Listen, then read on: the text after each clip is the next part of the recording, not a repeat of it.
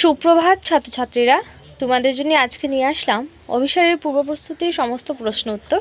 যে প্রশ্ন উত্তরগুলো তোমরা যদি একবার দেখে নাও, ভালো করে দেখবে, তোমাদের কিন্তু এগুলো থেকেই এক্সামে আসছে। ঠিক আছে, তোমরা প্রথমে কবির বিষয়ে তোমরা শিখবে। আমি বারবার তোমাদেরকে বলি যে কবির বিষয় কিন্তু পরীক্ষাতে আসে, 2 মার্কের 2.5 মার্কের আসবে, এবং তোমরা কিন্তু কবির বিষয়ে কিন্তু শিখবে। ঠিক আছে, এগুলো বইয়েতেও পাবে এবং আমিও দিয়েছি, সেগুলো তোমরা পেয়ে যাবে। দেখো, গোবিন্দ দাসের টিকা আমি লিখে দিয়েছি।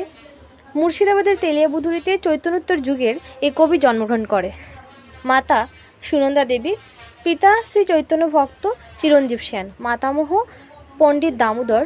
কবি গোবিন্দ দাস প্রথমে শাক্ত ছিলেন, পরে শ্রীনিবাস আচার্যের দীক্ষায় বৈষ্ণব হন। গৌরচন্দ্রিকা, গৌরাঙ্গ বিষয়ক পদ ও অভিসার পর্যায়ে শ্রেষ্ঠ কবি গোবিন্দ দাস। চৈতন্য পূর্বযুগের কবি বিদ্যাপতির সঙ্গে তুলনা করে একে দ্বিতীয় বিদ্যাপতিও বলা হয়।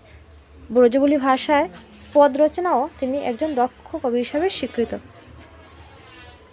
তারপর এটা থেকে তোমরা ছোটো করেও লিখতে পারবে, এটাকে 2-3 লাইনে লিখলেও হয়ে যাবে, কয়েকটা ছেড়ে দিলেও হয়ে যাবে। ঠিক আছে, তারপর তোমরা শব্দার্থ শিখবে। তোমরা জানো কণ্টক শব্দ অর্থ হচ্ছে কাটা, মঞ্জির মানে নূপুর, চির মানে চেরা কাপড়, দূতর মানে দুর্যোগপূর্ণ রাস্তা, মন্দিরে মানে বাসগৃহ।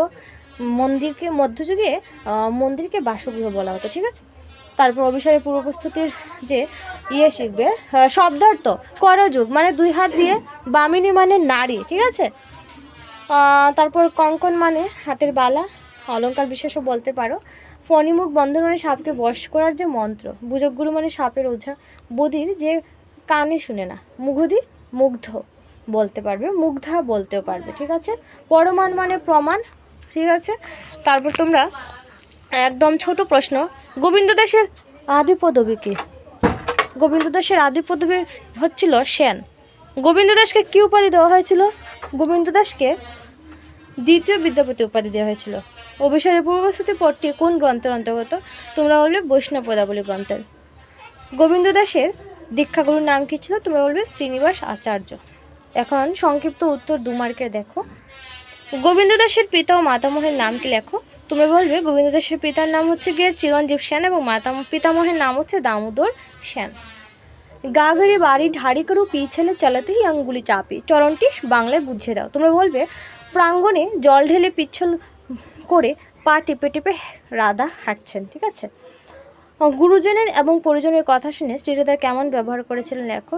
তোমরা বলবে গুরুজনের কথায় রাধা বধির হয়ে সমব্যবহার করেছেন, অর্থাৎ কোনো কথাই তিনি ভালো করে শুনতেন না, এক কথায় অন্য উত্তর দিতেন, আর পরিজনদের বচনে মুগ্ধ হয়ে হেসে উঠতেন।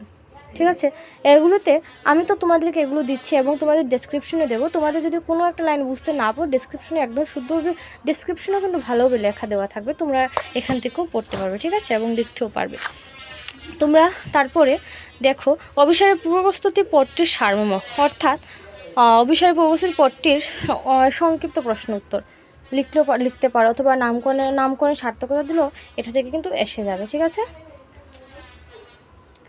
এখন দেখো গোবিন্দ দাসের অভিসারের পূর্ব প্রস্তুতি পদে শ্রী রাধা কৃষ্ণের সঙ্গে মিলনের জন্য গভীর আকাঙ্ক্ষা ও প্রস্তুতির চিত্র ফুটে উঠেছে। অভিসারে যাওয়ার আগে রাধা নানা বাধা বিপত্তির কথা ভেবে নিজেকে প্রস্তুত করেন। তিনি কাটার উপর হাঁটার অভ্যেস করেন, যাতে পথে কষ্ট পেলেও থেমে না যান। নুপুরের শব্দ এড়াতে কাপড় দিয়ে তা পা বেঁধে নেন।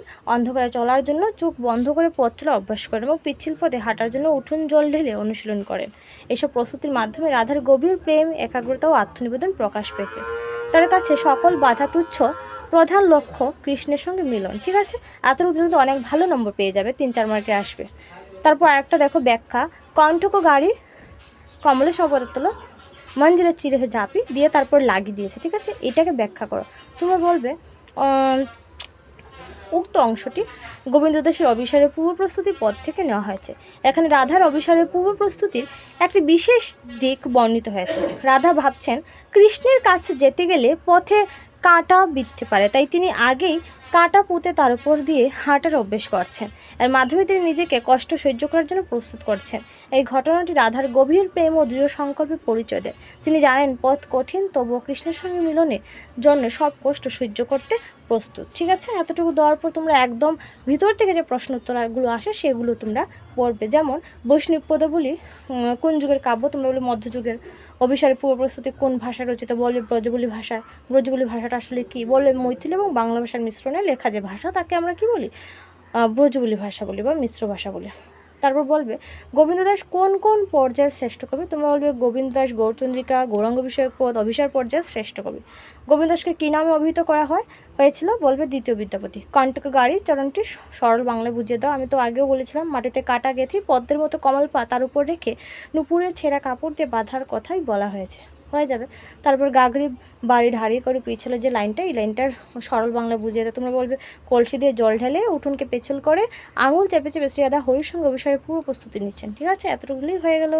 এবং তোমরা এখান থেকে এই অল্প কিছু যদি পড়ে নাও, দেখবে পরীক্ষা একদম এসে গেছে এবং একদম সহজ বাংলা এগুলো লেখা, আমার নিজের তৈরি তোমাদের জন্য বিশেষ করে। তাই তোমরা এগুলো ভালো করে দেখবে, আমি ডেসক্রিপশনে দিয়ে দেবো, সহজভাবে লিখতে পারবে।